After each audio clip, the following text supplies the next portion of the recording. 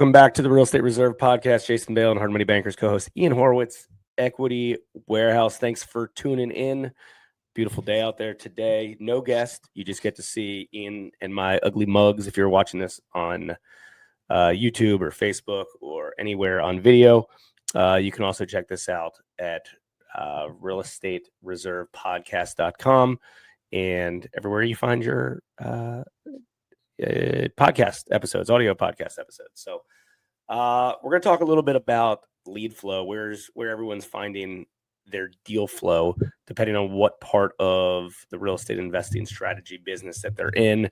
If they're buying commercial properties, multifamily properties, single family houses, sub twos, everything is about setting up marketing machines and getting deal flow.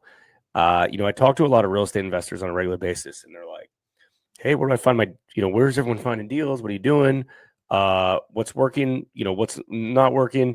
In the past, I would just go on MLS or I'd get referrals from realtors. And the answer is like everywhere.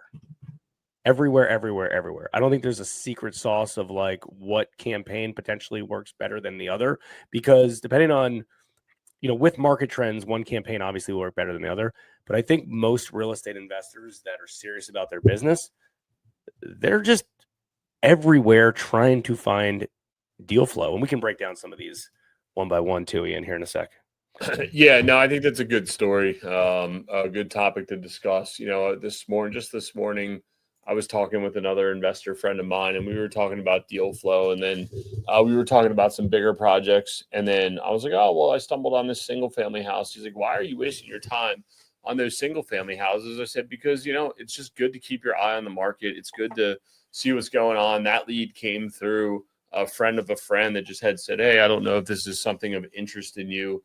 And I think the answer is, I know the key to business is saying no, but the key to business is also saying yes to learn more information. And I think that's where you're going to see this conversation go, is the fact that, not every lead is right for you. Not every lead there's a disposition to that is monetarily beneficial to you, but every lead is a chance to create another conversation. And that's exactly what I did this morning. We were talking about a big development project that he's got going on and some land development deals that he's got going on. I said, hey, what do you think about this single family? He's like, yeah, I don't know why you waste your time on that, because I can't do bigger projects if I waste my time on those smaller projects because it takes the same bandwidth. And I thought that was an interesting conversation. So I'm excited to see kind of what you think is going on with lead flow, and even what lead flow currently is in the current market state. We're recording this in the early summer of 2025. It'll be a good look back. So we'll timestamp that and see what things change, and I think there's a lot of things that we've seen change lead flow wise. And really it probably coincides a lot with what market trends are right now. Well, I think a lot of folks have made a lot of perceived successful real estate investors have made a decent amount of money in a short period of time by luckily timing the market. I don't think, there's anything wrong with telling somebody that they're lucky. Obviously, like lucky's a good thing. You're in the right place at the right time. Now, obviously you have to build your own luck, right? Like if you don't get off your couch, you're never going to be lucky. So lucky is also kind of a skill in order to, I think most successful people will call themselves lucky because they were at the right place at the right time, because they were proactive and ambitious, right? Like if you're in business long enough, you're going to be on, potentially buy stuff on the downswing of the market to give you the ability to sell things on the upswing of the market, right? So call it luck, call it right place, right time. Like, and you were in the game. So I think a lot of folks had made easier money by being in the right asset classes at the right time. And then the other side, there's some people that might have been in the right asset classes at the wrong time, and it was a little bit more challenging, right? Like there's times that you could buy single family houses and literally double the value of them without doing much of anything in a few year period. That happened with self-storage, and that's happened with other asset classes that I think a lot of us have been involved with over the years. And then there's other times that you could potentially get yourself into a deal where you think, it's a good opportunity and you buy it at, call it, whatever, market value. And then next thing you know, you look back a year later, it's worth 90% of that, right? is that a good deal? Is that a bad deal? And I think it's kind of all indifferent. And what I mean by that is, as long as the fundamentals of the deal still work, maybe it's still a fine deal, right? Like there's lots of opportunities that we, obviously I would have liked to buy at a lower basis, but still bought and still cash flowed and it still made financial sense to be involved in it. And it wasn't necessarily a home run, but it was still it was still a deal that was in the portfolio that still worked out. So what drives me crazy is a lot of folks that are just like, they make some money or they get in the game and then they sideline themselves for no reason, right? Like they sideline themselves. Oh, there's no deals out there, or I got to, switch asset classes completely. And I'm not saying it's the, completely wrong to decide to jump into other asset classes, but I think a lot of people are just chasing shiny objects and market hopping when there is always a good time to buy every asset class that you're ever in. You ever want to be in there is. Now, could that be easier and harder in different markets? Sure. It could be easier and harder in other markets. But like just removing yourself completely from an infrastructure is challenging because like then there's the barrier entry to get back into it. If I'm like, hey, I made a ton of money as a hard money lender, I've decided I'm not going to lend anymore because I don't know what's going on in the market or I'm nervous or about that, and I just stop. That's a 2 decades worth of hard work, knowledge, everything just down the drain. Restarting is very, very hard and challenging to do so. The other way to look at it is, hey, listen, let's just rework some of this stuff and try to find, opportunities that potentially work here. Nobody wants to do the heavy lifting of marketing. No, nobody does. They don't want to do the heavy lifting of finding lots and lots of deals. And no matter what side of the real estate industry you're in, you have to think as yourself as a marketer first, because none of us are quote unquote the best real estate investors, the best lenders, the best anything, right? Define what best is. Like best is like, oh, well, I know the transaction in and out better than you. Well, guess what? You don't even have a deal because you haven't done the marketing. You haven't done the heavy lifting to get that opportunity. The best person is probably the one that has, is sitting on the sidelines just analyzing stuff all day long. So the goal of this is to get opportunities and to market your ass off. And like, I don't know about you, but like 90% of our day is marketing. And I think a lot of the successful real estate investors out there will say the same thing. It's not necessarily being on the job site and doing some of the other stuff, which is important. But as you grow and scale, like your whole day should be marketing, finding opportunities.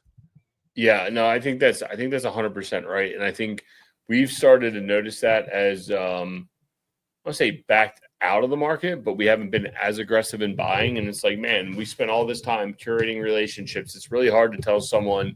This kind of goes back to my statement of like, no, we're not in the market right now. It's like, well, let's just continue to sniff out opportunities because we all know that brokers, people who are trying to sell, salesmen in general, they need that dopamine hit of like, oh, if I know I call Jason, I'm going to close this deal. I know if I call Ian, I'm going to close this deal, right? That's, I don't want to say important to them, but there's also better ways to say no, right? Like, hey, it's not for us right now. Keep us posted if pricing improves, right? Now you still stay on the radar and then you're kind of price anchoring down to a lower price point. Because right now we're not buying anything unless we can find something on a really, really, really, really good deal. And by good deal, I mean price wise. The market's a little upside down and we're navigating through that and making sure that we're finding the best deals possible, right? So that's really what it comes down to. Yeah, but like you said, I'm not buying unless it's at this price. So you are buying at the right price. Correct. And that's like, so in essence, it's like, well, what do I got to do to get that price of these properties? Is it harder than it was in the past? Sure. Like nothing's easy. No, nothing's easy. It's just easier when capital's flowing, more deals are transacting, banks are lending. Everybody's kind of like what you're saying about from the standpoint of like lead flow and always being in it. When banks are lending all the time, things are a little easier. Life's a little easier. Right now, I don't want to say it's tough, but hey, listen, you got to grind. You got to work a little bit harder. You got to find the right deals that are going to put you on the fish. And that's a little bit different for everybody else. We haven't bought anything this year. We bought something late at the end of the fall of last year. And we just kind of been sitting around. I don't want to say sitting around. We're working on some new deals. Again, these are deals that we have a long-term vision for that are taking longer to put together, right? And there's also good ways to stay relevant to your brokers, to your deal finders, to your people as a whole. How is that? It's by saying, hey, maybe I'm not a buyer right now, but are you interested in selling this property? What do you think somebody would pay me for this, right? When the market's turned around, that might be your opportunity to sell. It might be your opportunity to buy. I would say right now is probably a better buyer opportunity than it is a seller's opportunity. So what does that mean? You got to work a little bit harder. You're competing against everybody else to try to figure out how can you buy? How can you put deals together? How can you put everything that all the knowledge that you've created over these years to do it? It's also a great time if you're new to hop in and start purchasing real estate. I mean, we started buying real estate post-crash. Why was that important? Well, when we bought post-crash, everybody else had PTSD from the crash. We said, you know what? We're going all in. We don't even know what the word crash means. Let's go. We put our heads down and started acquiring stuff. It's the same thing that happened during the pandemic. People who had trauma from the pandemic or from the crash were like, oh no, this is the next crash. The pandemic's here. Okay, well, the pandemic's here. We continue to put our heads down and purchase and go and grow, right? And now we are navigating everything that we need to do to continue to be successful. And it takes a little bit of hard work to get that done. So yeah, I would definitely say keep your lead sources open, always be talking in the market, utilize online forums, utilize in-person events, utilize your knowledge of your lenders. I love using lenders to find out what's going on in the world. It's just a good reason to connect and contact people to find out what's going on. All right, let's go back to your term, I'm not buying right now, because I think that's important. Like, rewind 10 years from now. Yeah. And tell me, oh, I'm not buying right now, but I need cash flow from deals. I'm going all into this business. Like, put yourself 10 years ago. Yeah. Yeah, no, you just gotta when you say you're not buying, I think that's a good point, is that like we are buying, we're just more careful to what we're buying because we're a little more in tune of what it takes today based on what we're purchasing, right? I think if I had blinders on, I could hop in the market right now. However, and we also had, this kind of goes back to a good point, kind of what you were saying, like I had blinders on. I had this insane drive to get out of my current position that I was in. And I wanted to grow something. I wanted to build something. And I had so much drive and determination to do that. Whereas today I have that same drive and determination. However, we have a lot more knowledge to the market that puts us in a position to say, well, it's not that we're not buying, we're just buying with smarter metrics, and it's harder to find deals that we actually want to purchase, right? I think that's a better way to say it. Yeah, and I mean, but I think that's an important distinction of, hey, if you're set up and you have cash flow coming in and you're in a position where like, hey, I'm, instead of trying to go buy 15 deals, single families this year, I'm trying to buy one deal, and in essence, it'll net me the same amount of money with less effort. That's a reasonable answer. I think that's a reasonable type of thing because, the successful people, they're going all in when everybody's, on the sideline and going all out. And I mean, I'll tell you the best portfolio we ever had was March 2020. And I share that with 2020 COVID time. And I share that with everybody because that's what it was. Nobody wanted to lend. Everyone wanted to, we in essence were like scared / hey, we're a business. A business is always transacting business. I'm not going to go, even though we have passive cash flow and stuff like that, I'm not going to go and not transact business. There's always a number that makes sense.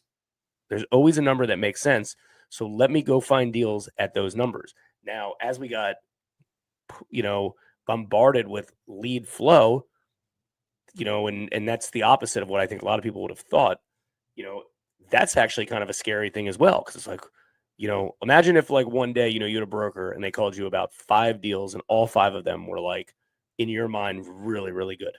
Like, they're like, oh shit, like these are really, really good. What do I do? You kind of have a wake up call and you say, okay, well, let me do one of them or 2 of them and not all of them, because, and that's what happens. But, also like you can go back to what you said about the deal you closed late last year. Like that wasn't originated 30 days prior to that. That was a year or 2 or 5 years of hard work to get to that. And that's the point. And that's why I think everyone always has to have their pulse in the market. Like like this is one thing that drives me every single day, and I will never forget it. And I've shared this story multiple times about Dave Lindahl, who was a big multifamily real estate investor. And I saw him speak in Philadelphia, like between probably 2004, 5, and 7, maybe. I don't exactly know when I saw him speak, but I saw him speak. And like, as cheesy as this is, it literally changed my life of the way that I thought about business and generating business. Is he had lots of multifamily properties. He had all these checks that he had in his nerdy little pocket right here. And he's like, listen, he pulled out the check. He'd be like, oh, Jim Smith, $1,000 for so-and-so property. And he's like, I can't stop these checks from coming in. Even if I died, I couldn't stop checks from coming in because I have lots of multifamily properties that are paying me rent every day. And I equated that to leads and opportunities. Like, we strive every day to have so many deals come to us every day from every different channel, organic channels, paid channels, brokers, referral sources, past clients, every single person. Like, I can keep a pulse on what's going on in our operation based on the leads volume that we get, not necessarily the quality, just the volume. Because if I know if somebody is reaching out to me on a regular basis, then I'm doing something right. And that was work that I put in before, hard work I put in before. So I'm going to keep putting in that hard work today so that lead machine doesn't stop, and it never stops forever. And I think that's something that a lot of people don't utilize. And they, hey, I'm getting out of the game, or I'm not doing this, or I'm not doing this, or I'm slowing down. It's like, just keep putting your freaking foot on the No, that's a great way to look at it, is that, like, even though, quote unquote, you might not be buying now, right? Unless the exact right opportunity comes across, still getting deals. You are still getting deals. You are laying groundwork every single day to have that opportunity that pops up that nobody else is going to have access to. And I think that's how a lot of our deals do come up, by staying in the market, by continuing to talk to people. I think you're 100% right. And that's a great way to recap it. So not every lead that comes through the door is going to be something that gets monetized. Every lead that comes through the door is an opportunity to continue to expand your business and continue to educate people on what you have going on. I think that's a better way to look at it. Yeah. So I would challenge anybody who's listening or watching this episode to kind of audit your daily activities of bringing in deal flow, because whoever has the best deal flow wins. I tell lenders that all the time. I tell the real estate investors that all the time. Like, if I'm looking at 10 deals a week and Ian's looking at 100 deals a week to buy, and I'm looking at 10 of them, Ian's going to buy a better deal. It's just based on numbers. He's going to have better deals than I have. That's just what it is. So, like, it is a volume game. Go try to get as much volume as you can. Now, obviously, like, referrals and maybe broker business is more qualified than online leads and stuff like that. Like, it could be. The point is like, keep your foot on the gas, even if you're not trying to buy anything for a period of time. Like, you don't want to have to start over and recreate relationships. Right. Like, just keep the conversation going. Call your brokers every week. Continue those AdWord campaigns, continue to write articles for your blog, continue to do podcast episodes, right? Like, I get it. Like, you might get to a point where it's like, maybe you also get to a point that you've been as well, is like, hey, we're overwhelmed. We have too many deals right now. I can't handle them. And this happens all the time as well. People will tell me, oh, I got too many deals. I don't have enough capital. I can't do any more deals, so I'm going to stop marketing. It's like, why? Guess what? If you continue to market, you'll replace a good deal with a great deal. The more you market and the more deal flow you have, the better your opportunities are. It's a good spot to be in. So create a habit of doing it. No, I think that's a great way to look at it. The deal, it's the 80-20 rule we discussed about shedding the portfolio, selling off what's, is good, and let's go buy something that's even better, that's more fitting for what you're doing. That's a great way to recap this whole episode. Continue to build that lead flow, continue to do what you're doing, the actions every day. I mean, there's days that we come on this podcast and it's like, got to do another episode. And it's not like that. It's just, we got a lot of things going on. You get in here, you get wired in, you talk to the guests. You're like, man, that was this conversation here has been great. It's been eye-opening and helpful for me to realign me for exactly what I need to do. But doing these simple base to base hitting type stuff, single will allow you to hit the grand slam. It will allow you to hit the home run. And getting wired into the podcast is fun because you get to talk to people, doing your daily actions, calling people, working the mediums that work well for you. So with all that being said, actually we hopped on here. Our guest had to reschedule today, and we said, what are we going to talk about? We didn't know. And this actually wound up being a really fun topic to discuss. And it's actually been really reinvigorating for me to remind me exactly doing what we do and why we do it. And there's a professional coach, Jason, tonight. Get me pepped up. I got a big 10U softball game tonight. We win tonight. We're in the champ. We're one away from the championship. So I'm excited for that. U10? 10U, yes, sir. They do by school year, not birth year. We do birth year. So I have birth year. I have one third grader and then all fourth and fifths. So is the third grader really good? She just hits that cut. We had to move somebody up from a lower level to fulfill the team. So, she fits the profile. I've had her before. Listen, man, I got a good group of girls. Are they the best? Are they number ones? I don't know. We're going to find out. But I do know this. They play together like a team. They all have fun. They cheer each other on. Nobody's tearing each other down. Oh, you stink, this, blah, blah, blah, that. Everybody's cheering everybody else on. So just like Jason did for me for the last half hour. So I'm excited. I'm excited to see where this goes. So, I mean, listen, we all got to get ready and invigorated. I'm like that too. I'll have some I have some downtime and I'm like, fuck, man, nothing's hidden. And then all of a sudden I'm like, you know what? Just keep freaking marketing. Just keep putting your name out there. Just keep looking for opportunities because they'll come. And you know how it goes in this business. There's good days and bad days. There's ups and downs. It's an emotional roller coaster. All right. We'll see everybody. Thanks for watching this episode of the Real Estate Reserve podcast. Give us a thumbs up if you enjoyed this episode. Feel free to comment anything related to this episode as well. Happy to respond that way, and we'll see everybody next week. Thanks for tuning in to the Real Estate Reserve podcast. Do us a favor and like, comment, and share our broadcast. It helps the algorithm and helps us spread the word too. Till next time, thank you for tuning in.